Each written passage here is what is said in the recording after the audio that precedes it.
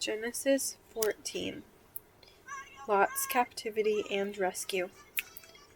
And it came to pass in the days of Amraphel, king of Shinar, Arioch, king of Elasar, Kedorlaomer, king of Elam, and Tidal, king of nations, that they made war with Bera, king of Sodom, Bersha, king of Gomorrah, Shinab, king of Admah, Shemeber, king of Zeboim, and the king of Bela, that is, Zor. All these joined together in the valley of Siddim, that is, the Salt Sea. 12 years they served Kedorlaomer, and in the 13th year they rebelled. In the 14th year, Kedorlaomer and the kings that were with him came and attacked the Rephaim and Ashtaroth, Karnaim, the Zuzim in Ham, the Emim in Shaveh Kiriathaim, and the Horites in their mountain of Seir, as far as El Paran, which is by the wilderness. Then they turned back and came to En-Mishpat, that is, Kadesh, and attacked all the country of the Amalekites, and also the Amorites who dwelt in Hazazon Tamar.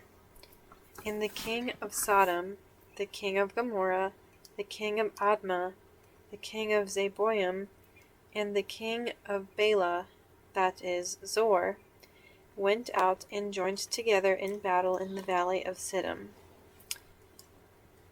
against Kedorlaomer, the king of Elam, Tidal, king of nations, Amraphel, king of Shinar, and Arioch, king of Elasar, 4 kings against 5.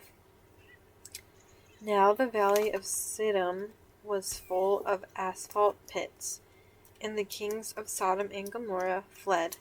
Some fell there, and the remainder fled to the mountains. Then they took all the goods of Sodom and Gomorrah, and all their provisions, and went their way. They also took Lot, Abram's brother's son, who dwelt in Sodom, and his goods, and departed.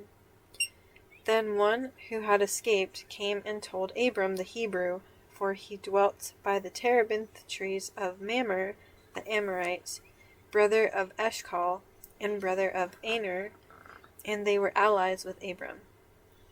Now when Abram heard that his brother was taken captive, he armed his 318 trained servants who were born in his own house, and went in pursuit as far as Dan.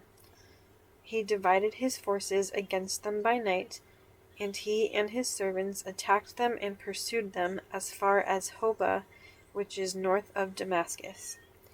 So he brought back all the goods, and also brought back his brother Lot and his goods, as well as the women and the people. And the king of Sodom went out to meet him at the valley of Shaveh, that is, the king's valley, after his return from the defeat of Kedorlaomer and the kings who were with him. Abram and Melchizedek. Then Melchizedek, king of Salem, brought out bread and wine. He was the priest of God Most High. And he blessed him and said, Blessed be Abram of God Most High, possessor of heaven and earth. And blessed be God Most High, who has delivered your enemies into your hand. And he gave him a tithe of all. Now the king of Sodom said to Abram, Give me the persons, and take the goods for yourself.